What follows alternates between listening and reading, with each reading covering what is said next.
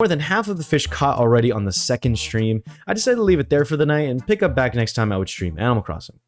To start off at the third stream, I ended up changing the time to what I thought was the right time for the pale chub. It was not. I was lucky enough to catch at least something new with the mistake I made, as I picked up an eel. Now, that's a moray. It's not the moray eel, but I like the joke, so fuck you.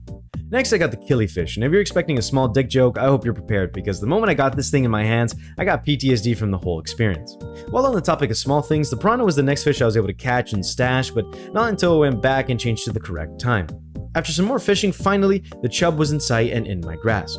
Marking that down, I can announce that we officially need 9 more fish to go for Animal Crossing Gamecube. Time flies when you're catching fish that looks like your penis. The next couple of fish are all small types, so as far as difficulty goes, they weren't all too bad, as I was able to pick up a pond smell and the loach I needed next. With that, I headed towards the time for the bitterling, catching that just as fast as the loach, and also picked up another fish I needed. The next fish was the big and bad boss battle of the river, as we needed to catch the rarest of them all, the snakehead.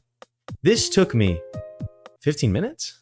I don't know how, and to anybody that sees this and struggled to catch any of these fish, I apologize, because I really couldn't tell you how my dumbass hooked this so fast. On the good side of things, at least for you the viewer, I finally struggled, or better yet, actually had to grind for a fish. The next two up were actually the rarest and boss battle fish we need to go against, as the large char has the difficulty of only being caught in a waterfall.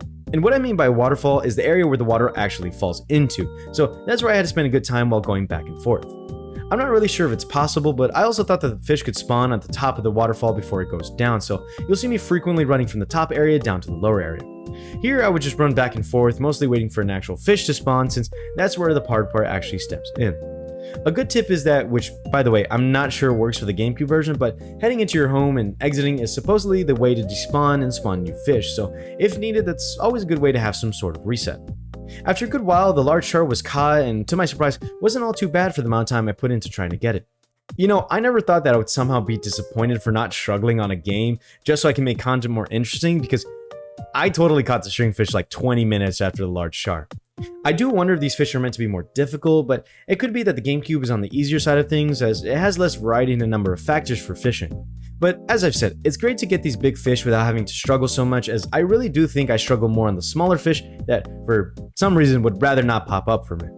With that done, I headed forward once again, changing the time for the guppy and arowana, but instead caught something I feel like is a lot more special in my eyes. The koi is a rare fish. Now, it might not seem like it now, but I do think that its spawn chances are a lot harder to find compared to most, since it blends in with other spawn times for other fishes. Luckily, I just gave it time, so getting it coincidentally is just another nice catch to add onto the list. Right after this, I chose to do something that would significantly lengthen the time I